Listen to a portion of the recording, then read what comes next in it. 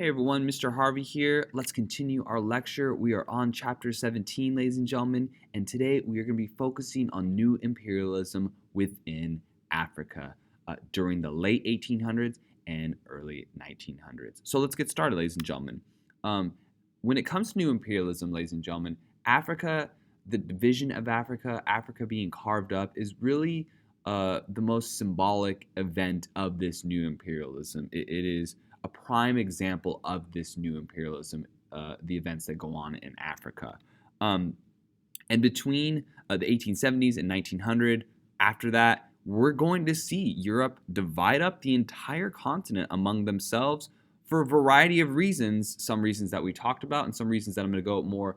Some reasons that we talked about yesterday, and some reasons that I'm going to go into more depth today. But there's a variety of reasons of why Europeans are going to have such a renewed interest and be able to take over this continent.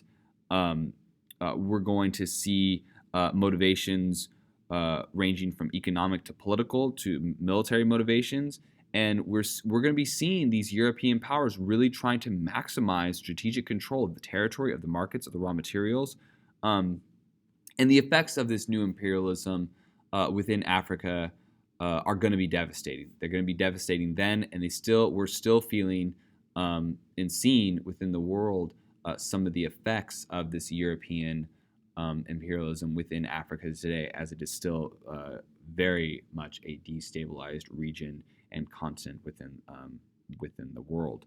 And there's a motivation is going to be economics regarding raw materials, and some of the more sought after raw materials that we're going to see in Africa regarding new imperialism is going to be ivory, rubber, certain minerals, diamonds, gold. And so raw materials, there's going to be plenty of economic motives for why Europe is going to be, why European countries are going to be trying to establish imperial control over Africa. But there's other reasons that we're going to be going into depth today and talking about. An important event regarding the partition, the scramble, the division of Africa is the Berlin Conference. The Berlin Conference is important for a couple of reasons, ladies and gentlemen. This is where we are really going to see Europe talk about and get together and really come to an agreement over the division of Africa. But also this illustrates, ladies and gentlemen, the importance of Germany now. We have all the European powers kind of meeting together when it comes to Africa in Berlin, the capital of the German, this new German empire that has been united with OVB, and kind of symbolizing Germany's newfound prominence within Europe. But in regards to Africa, this is where we're going to see European nations kind of map out who has access to certain parts in Africa. And this partition is not based on a universal policy. Each country is going to acquire and administer the territory in their own way. But we're seeing that European leaders and diplomats and the countries get together to avoid a gigantic war, which is actually going to be happening. Not imperialism will play a role in that, and we'll get to that when it comes to World War I. But they're just trying to kind of prevent any conflicts within Africa, and it'll be successful, kind of not successful. We'll be getting into that when we talk about World War I. Okay, but they had many similar goals within the this Berlin Conference's partition of Africa. They wanted to gain power, control over the territory, and place Europeans in charge, or a local ruler that was loyal to Europeans over the territory. So they wanted to establish power hegemony over this territory within Africa. All right, and you can see the kind of just change that we're going to be seeing within new imperialism. This is kind of prior to new imperialism, ladies and gentlemen, more early to mid 1800s, and then after by the 1900s. All right, just a drastic change that you can see. Right, and as you can see right here, okay, the main countries that are going to be getting involved within this, ladies and gentlemen, the main countries that will be getting involved within this new imperialism. All right, Let's focus on North Africa, ladies and gentlemen. So this area up here, North Africa. Okay, we're going to be focusing on the northern part of the continent. And we're going to be focusing on Algeria, Tunisia, Morocco, and Libya. Now, when it comes to Algeria, North Africa, France is going to play a large role within this area. If we remember, when it comes to Algeria, Charles X, right, launched an expedition to take Algiers. That revolution of 1830, a little bit of review, ladies and gentlemen, is going to kick him out, right? We kind of remember that. And Charles X was the 10th, was really important in starting to establish French imperial ties to Algeria. And after he's kicked out, France is still going to stay in Algiers in Algeria. And by the 1870s, Algeria, many French will be living there, and Algeria is going to be seen as a very important part and a key part of this French Empire. Europeans in Algeria could participate in government in Paris. They're going to live in a lot of the coastal cities kind of on the Mediterranean, and we'll be looking at that in class, ladies and gentlemen. And this was the most important part of this French Empire, and it's going to be ruled directly. It is the most fully and directly ruled territory of any European power in Africa. In the 1880s, they're going to establish a protectorate over Tunisia, and in the early 1900s, France is additionally going to establish a protectorate in Morocco. So as you can see, North Africa is going to be a very important part of this French Empire, of French imperial territory during the late 1800s, early 1900s. Italy, ladies and gentlemen, motivated really to establish themselves as a power, to be seen as a legitimate power in Europe, is going to try to get into Africa as well, and they're going to fail. They're going to fail in Ethiopia. They will seize Libya from the Ottomans in the early 1900s, kind of a couple years prior to World War I breaking out, and that illustrates that weakness. Remember that sick man of the East, that weak man of the East, the hemorrhaging of territory from the Ottomans in Italy. Will have kind of mixed results within this, but that failure in Ethiopia will be humiliating for them, and we will see Italy go back to Africa after World War I. All right, but by the outbreak of World War I, all of North Africa is going to be under some form of European control. All right, and here's just a picture from France, kind of justifying why they are going to be going to North Africa, and part of their justification was to bring civilization. That racial ideology, that white man's burden, on a civilizing mission to bring civilization to the people of Africa. All right, let's talk about Great Britain and Egypt. Egypt was one of the richest and most populous region of North Africa. And they were ruled by the Khedives. These were the Egyptian rulers. And they're going to be trying to modernize Egypt during this time and borrow money from Europeans to modernize their territory. They sold cotton as a cash crop on the international market to earn money to repay loans. And Egypt is going to finance the Suez Canal, which we're going to be talking about, through foreign loans, and be forced to raise taxes to repay these loans. Now, let me go really quick. Let's go back to the Suez Canal, ladies and gentlemen. This is going to be very important. It's right here, and it's going to connect the Mediterranean to the Red Sea to the Indian Ocean, and just provide kind of a shortcut for trading, so you don't have to go all the way around Africa, as a kind of a shortcut to get into the Indian Ocean and to the Asian markets. So let's kind of fast forward. Thank you for your patience. All right. So for Egypt, in order to finance this Suez Canal, they're going to have to do that through foreign loans, and they're going to be forced to raise taxes to repay these loans. So they are going to be financing the construction of this canal, this kind of shortcut, through loans. Now, we're going to see some instability. Their government is going to be unable to repay some of these loans, and is going to be bankrupt. And this government is going to be overthrown by the army in 1881, and Britain is going to kind of jump in here, and we're going to talk about why.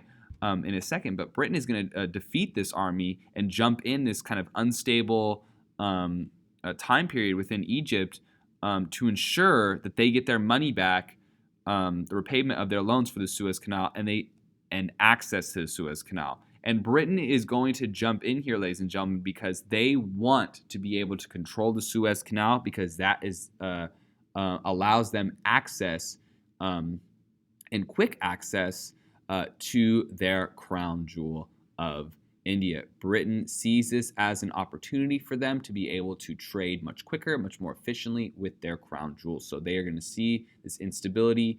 They were very willing to loan out money to Egypt to build the Suez Canal, and when the Egyptians cannot repay these loans, Britain is going to take control and be more than happy to take control, because they want control of that Suez Canal. That is very key for them and their empire. All right.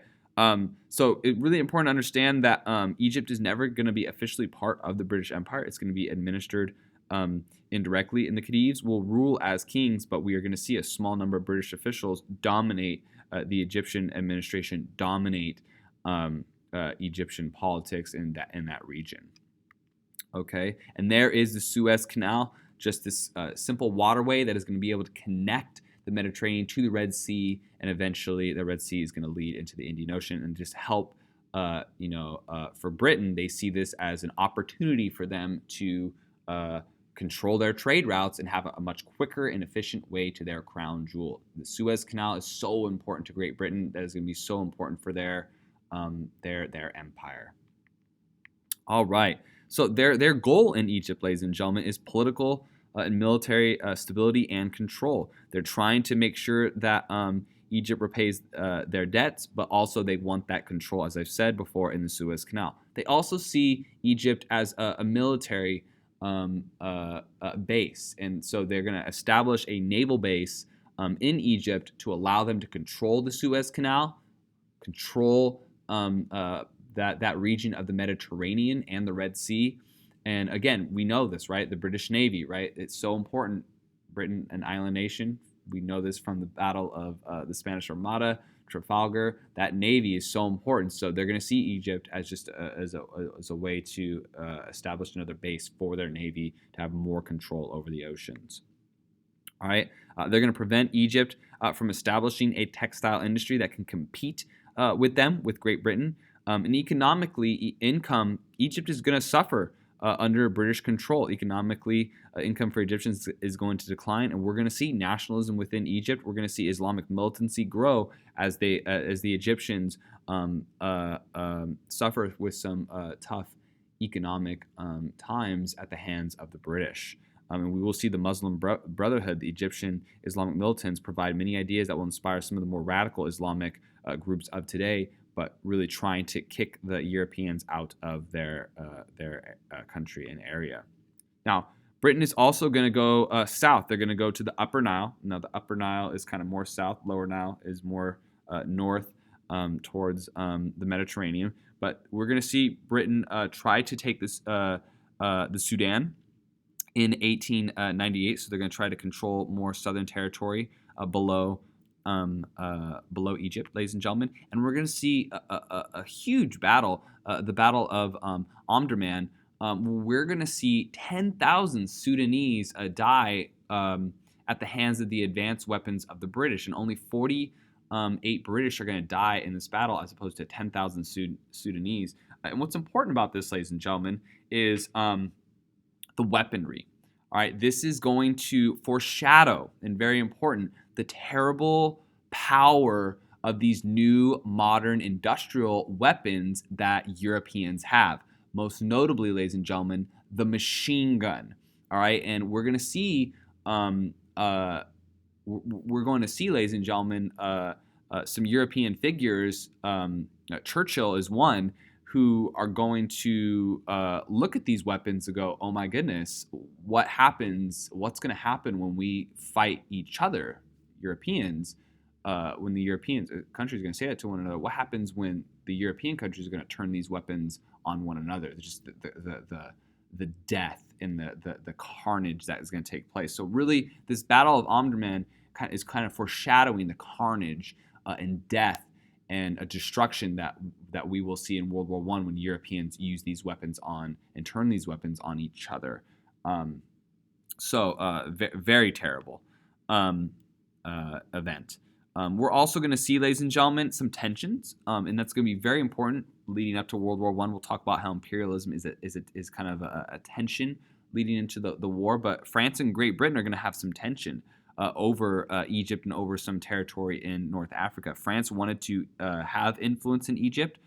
Britain is going to force a confrontation, and they're not going to fight, and they're going to actually have a very peaceful resolution. And this is important because this is going to be very key to the formation of the Entente in the early 1900s and their eventual alliance in World War I. Remember, Britain and France have been traditional enemies, but we're actually going to see them start to get along a little bit more as we see them both fear more German power. And we'll be talking about that leading up to World War I.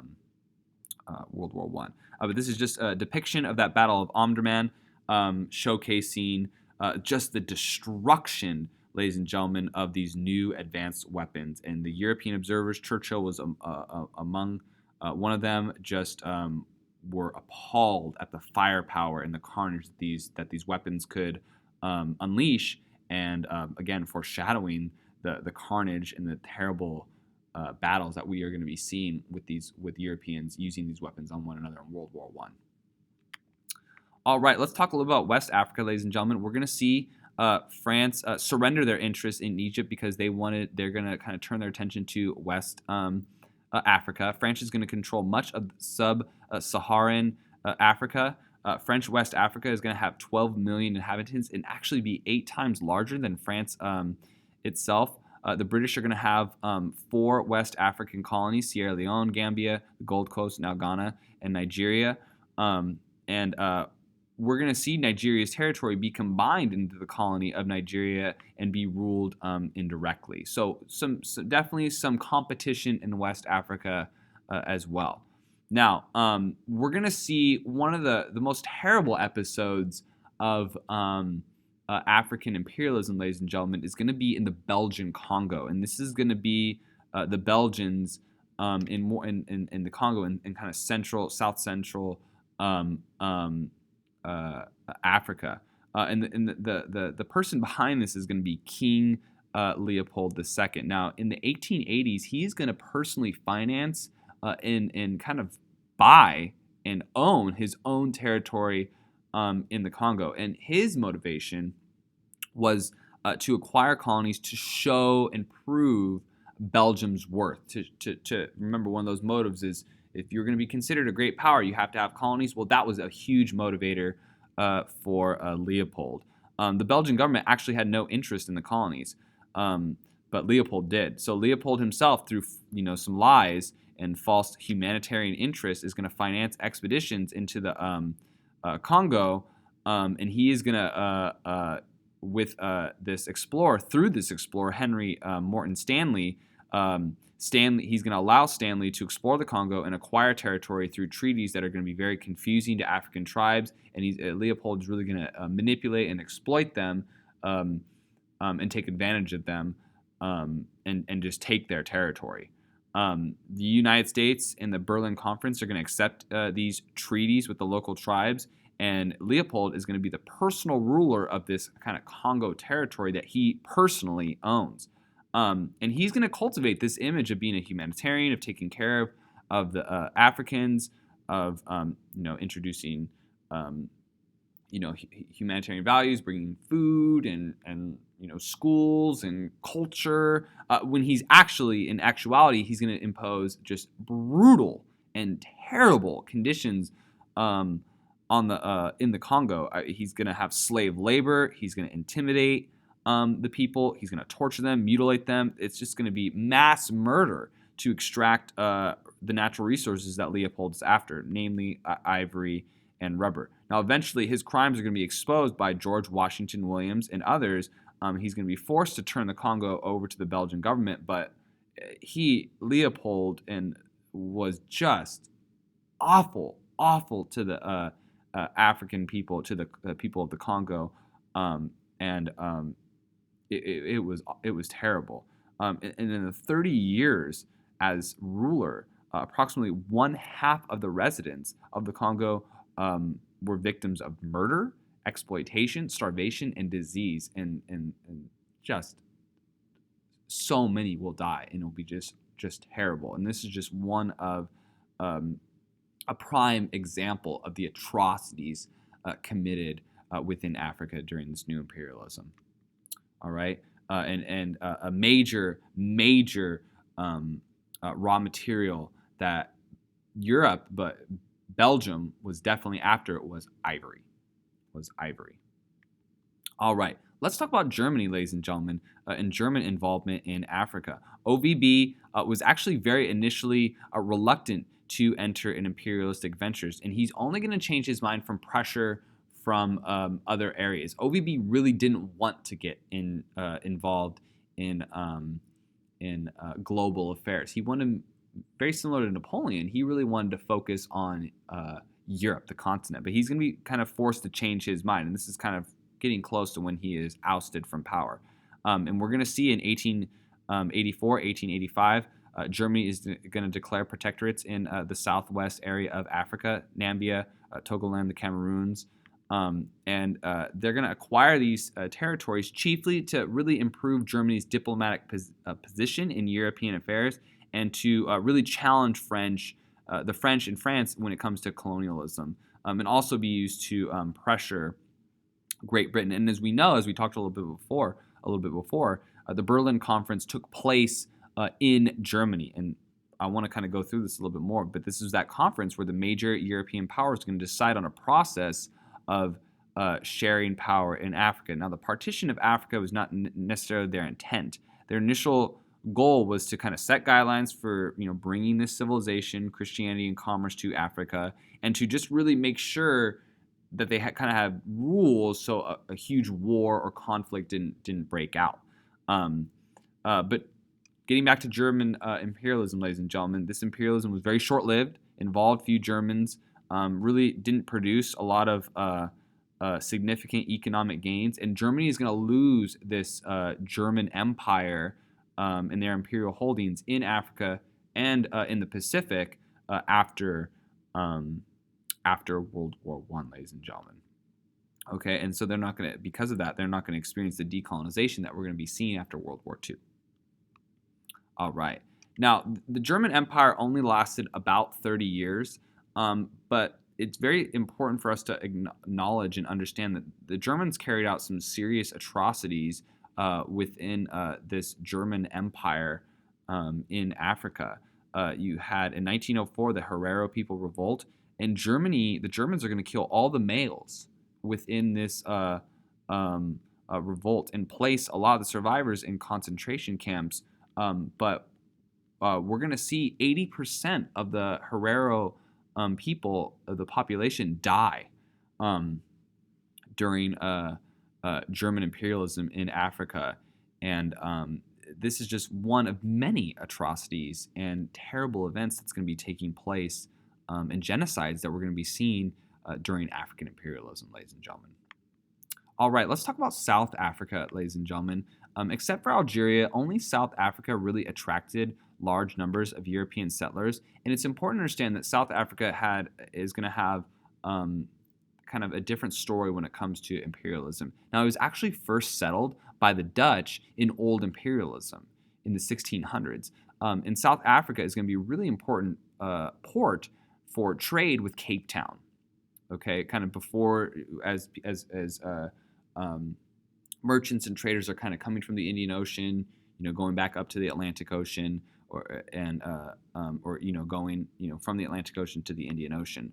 But eventually, we're going to see South Africa come under British control during the Napoleonic Wars. And South Africa is going to be a very important area for resources. It had very fertile soil for farmland, large deposits of natural resources, coal, iron, gold, diamonds, copper. So a lot of natural resources that are going to be available to the European powers. Now, it was partially inhabited by native Africans, but also the Afrikaners, also known as the Boers, who were descendants of these Dutch settlers. And they really are going to resent British control and start to migrate in different areas. Eventually, we're going to see this Boer War break out between the Boers, the descendants of the Dutch settlers, and and the British. And the British are eventually going to win and start to consolidate this new territory now that they have complete control over, and combine all of this all these South African colonies into like a confederation and arrange for the apartheid, this white-only ruling class. So we're going to see Africans and people of mixed races are going to be forbidden to own land, denied the right to vote, and really we're going to see this separateness, this segregation within South Africa during a large portion of the 20th century. The separateness is this policy that segregated non-whites and granted virtually no civil rights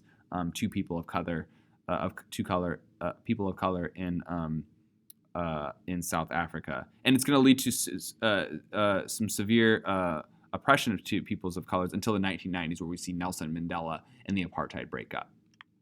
All right, a really important individual within this, ladies and gentlemen, when it comes to politics, and I spelled South wrong, sorry about that, is Cecil Rhodes. And he's going to be a prime minister of Cape Colony during the 1890s.